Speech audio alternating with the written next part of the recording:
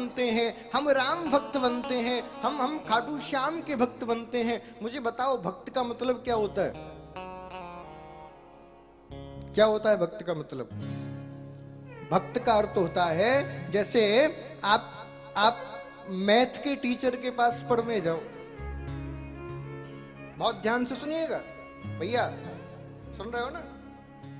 गणित के शिक्षक के पास पढ़ने जाओ और खूब दिन में 4 बार कोचिंग जाओ, स्कूल भी उनसे ही पढ़ो, और कोई कहे बोले 2 और 2 कितने होते हैं, तुम कहो 5,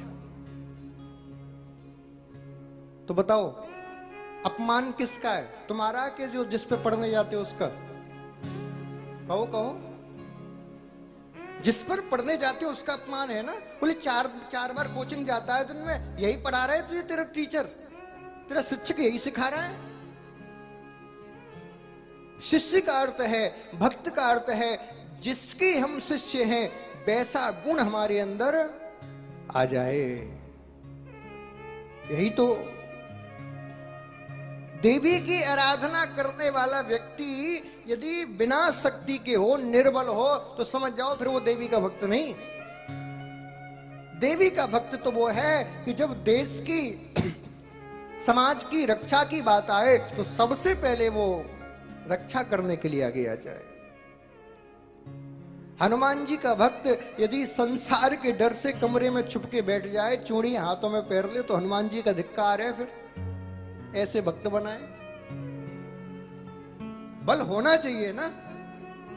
तो यदि हम कृष्ण के प्रेमी हैं, राम के प्रेमी हैं, खाटू श्याम के प्रेमी हैं, तो भैया वैसा त्याग, वैसा वैराग्य, वैसी तपस्या भी हमारे जीवन में दिखनी चाहिए। मैं इसलिए कह रहा हूं बार बार खाटू श्याम का नाम, क्योंकि आप सब खाटू श्याम के प्रेमी हो, और ऊपर भी आज कीर्तन है ना। कभी आपने, जिनको आप खाटू श्याम कहते हो, श्याम बाबा, वीर वरवरीक, उनके जीवन को उठा के देखा है? उनके जीवन में, पूरे जीवन में तुम्हें केवल तपस्या के अलावा कुछ नहीं दिखेगा। बचपन से लेकर जब तक उन्होंने शीश का दान दिया तब तक केवल तपस्या। जन्म लेते ही थोड़ा सब माता से सीखने लग गए, सारी विधाएं सीखी, तंत्र भी सीखा, मंत्र भी सीखा, यंत्र भी सीखा, सब सीखा। फिर लगा कि नहीं अभी कभी कहीं कमजोर हूं। माँ से कहा, माँ क्या करूं? तो कहा जाओ कामाख्या की साधना करो। तो कामाख्या की साधना में जीवन गुजार दिया, ना कुछ खाना ना कुछ पीना, बस साधना कर रहे हैं माँ की, पूरा जीवन साधना में गुजार दिया। और वैराग्य कैसा, त्याग कैसा? जब कृष्ण ने ज्ञान दिया, कृष्ण को गुरु बना लिया, तो त्याग कैसा? जब गुरु शीश भी मांग ले तो हंसते हंसते सौंप दिया। ऐसा त्याग।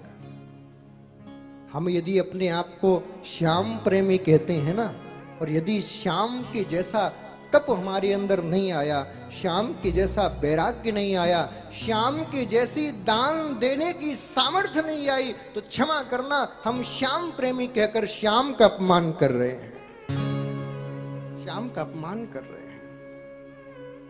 यदि अपने आप को श्याम प्रेमी कहते हो कि हम श्याम के हैं, श्याम बाबा हमारे हैं, मैं कहता हूं गर्व से कहने लग जाओ, कोई दिक्कत नहीं, लेकिन बस एक काम करो, श्याम की जैसी तपस्या करना शुरू कर दो।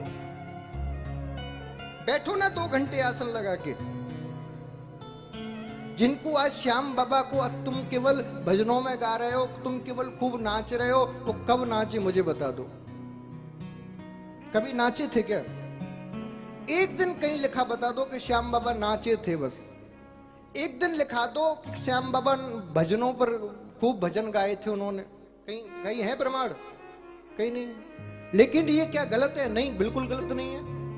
ये नाचना, ये भजन गाना गलत नहीं है। ये भी एक साधना का तरीका है, पद्धति है, लेकिन केवल इतना ही करना ये गलत है। 2 घंटे हम नेत्र बंद करके साधना करें तो हम आधा घंटे नाचने के काबिल बन जाएंगे, लेकिन केवल जब तक भजन चला तब तक नाच लिए, वो नृत्य नहीं है।